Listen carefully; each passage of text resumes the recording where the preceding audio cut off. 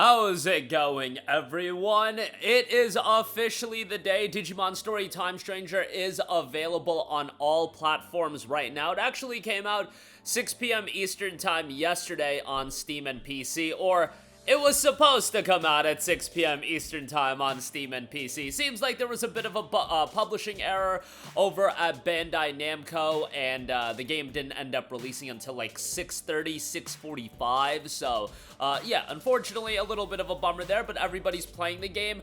Got a lot to go over. We do have the listing for the Digimon Anime Song Pack, and it's not as highly priced as I thought it was gonna be.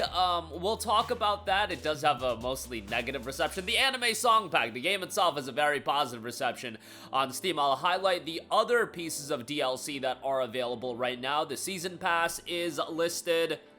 For those of you that bought the base game and are enjoying it so much and you do want the future content, we'll talk about that. And obviously, I like to talk about the commercial data, and the biggest metric that we can talk about right now is the concurrent player count on Steam. And I'll try to contextualize that data for you, but it is doing very, very well. And generally, games do peak at the weekend, and hopefully this will continue to build momentum. But it has a chance to break the concurrent player count for a single-player Japanese RPG of all time on Steam. That is not a joke. It has the potential to do that, and that's for a game that was developed in Japan. It's not going to reach like Expedition 33 numbers, but that's not a Japanese RPG. That's just a game inspired by Japanese RPGs, but we'll get to that at the end of this video. Before we talk the numbers and all the info, I do want to note that if you have yet to pick up your game, Green Man Gaming is the spot to go for a PC Steam copy of the game. All editions of the game are 16% off. You don't pay tax either. You immediately get a Steam key that you redeem directly on Steam. You can download the game quick, 27GB install, and you'll be good to go, and you'll get the game a little bit cheaper. We do get an affiliate kickback if you do end up buying the game, so link in the description box below on that.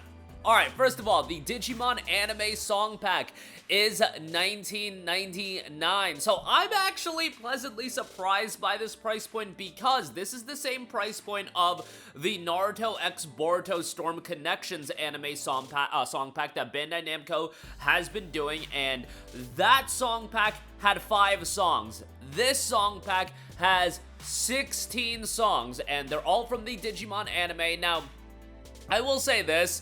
I grew up watching the dub of Digimon, so I don't have a lot of affinity with a lot of these tracks. They're nice tracks to have, especially if you did watch Digimon subbed and whatnot, but from my money, you know what song I would have really liked to see? It's the Digimon Frontier song that was the English intro. I forget what the song is exactly called, but it's a banger. It's a banger. I literally have it downloaded on my phone. It's a banger of a song, and I would have literally paid the $19.99 just for that song. If that song was in here, I don't believe it is. I looked at all the Digimon Frontier songs. I think the licensing agreement, I don't know who owns the rights to that song, but yeah, a little bit of a bummer. I love that song, and I literally would have paid $20 if that song was included. But it's $19.99. And it does have a lot of tracks, and you can adjust the BGM in the music settings of the game, and you can put songs on or off depending on, you know, which songs you prefer. $19.99 on that, and the other DLC is listed as well. The Season Pass is $29.99, and that is the most notable piece of content in the sense that that is going to include content that's relevant content. It's not just cosmetics or anything like that. It's additional Digimon and episode packs 1, 2, and 3. Now, what is the gravitas of these episodes going to be? How lengthy are they going to be? That's always something to consider. For example, Assassin's Creed Shadows was selling its DLC for a while before it came out, and then it was just kind of baked into it as a pre-order incentive, but they were kind of hyping up that DLC. Oh, you should get this edition of the game, or you should pre-order the game and you'll get the first expansion, and that DLC was kind of garbage. That's why, you know, even if a base game is good, and your opinion on Shadows can vary, but even if a base game is really good, you never really know what to expect out of DLC. Is DLC just going to be thrown together?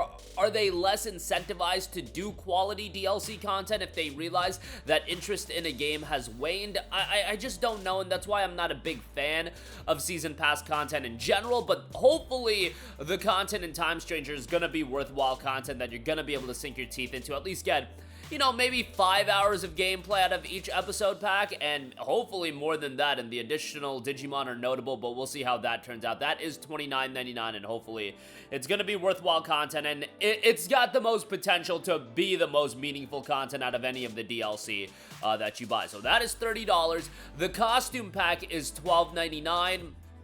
The costume swimwear set is $4.99.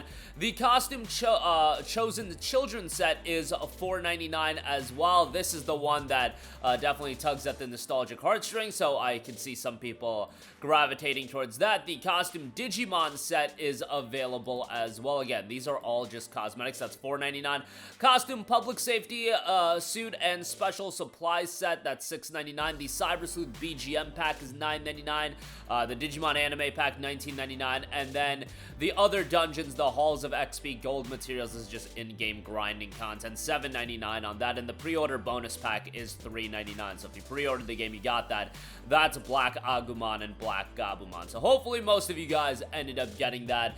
And remember to transfer your save data from the demo over if you did play the demo of the game. You can carry your save over. Some of you guys did some grinding, and yeah, you can carry that save over. Right now, the game is sitting at 802 Steam user reviews, 81% positive, so very positive reception as far as that's concerned.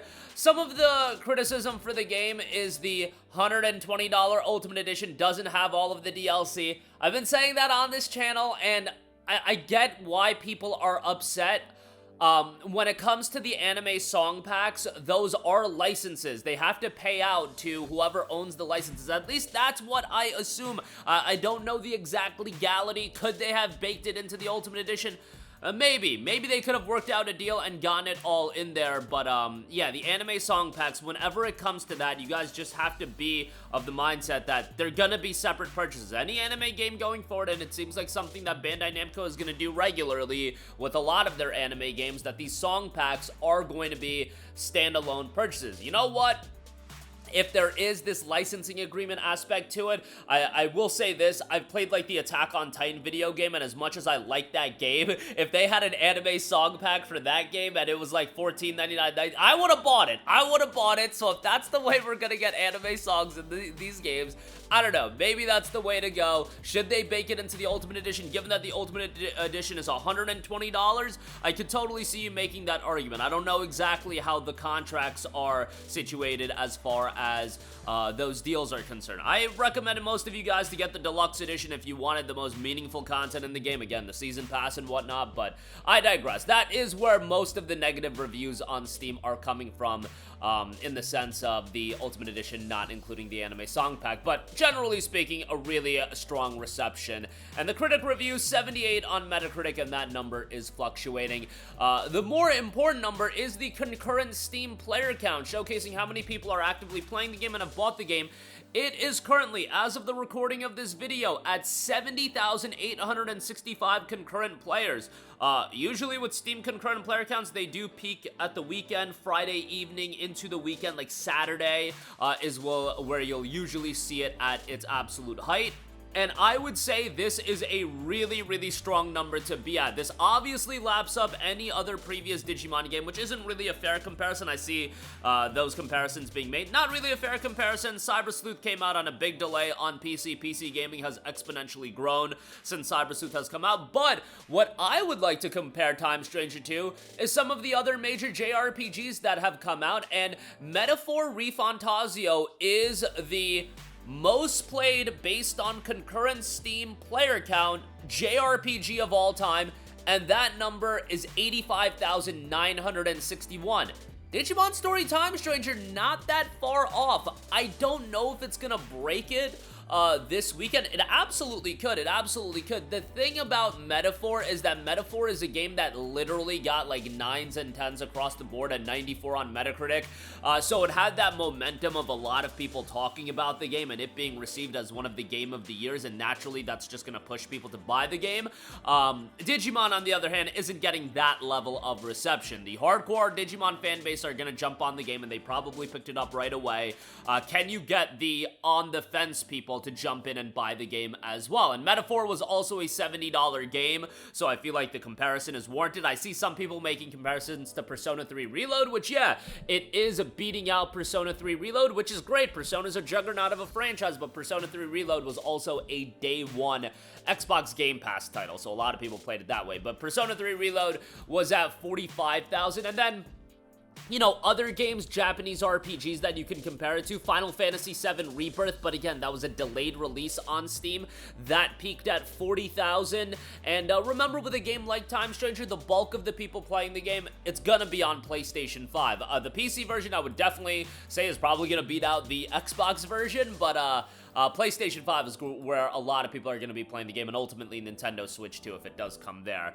Especially in Japan. In Japan, PlayStation 5 is going to be the predominant platform, and Switch too, if it ultimately does drop on there. But, game is doing really well. I would say that 70,000 number for now, a very strong number. If it gets to 75, 80K over the weekend, again, I think that's a huge W. It would be great if it broke that Metaphor number, and it became the most played Steam JRPG of all time based on concurrent player count, which is a mouthful, but that would be a pretty big feather in Digimon's cap. For a franchise and an IP that, you know, for a long time it seemed like there wasn't a lot being done with it, for it to be that big is tremendous. Let's actually pull up. I know Digimon Survive was not that big, but as far as the last Digimon game, that peaked at 6,100 players. That was 3.5 years ago, and that was more of a visual novel with some tactics gameplay. Like, story was always going to be bigger than that, but very, very good numbers for Digimon Story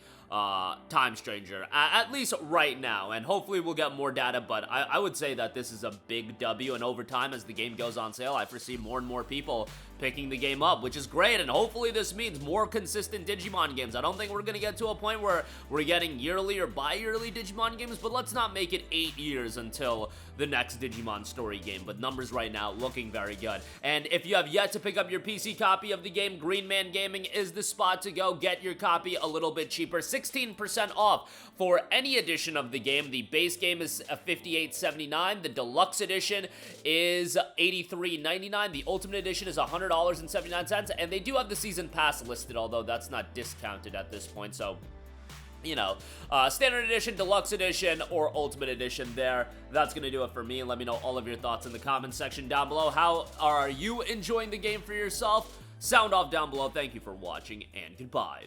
Hey guys, we hope you enjoyed the video, and if you did, make sure to hit the subscribe button, and if you're already subscribed, do us a favor and hit the bell icon. This way you'll be notified whenever we post a new video. That's the best way to keep up with all of our uploads, and we usually try to upload 2 videos a day. And with the bell icon hit, you'll be notified whenever we do upload a video. As always, thanks for watching.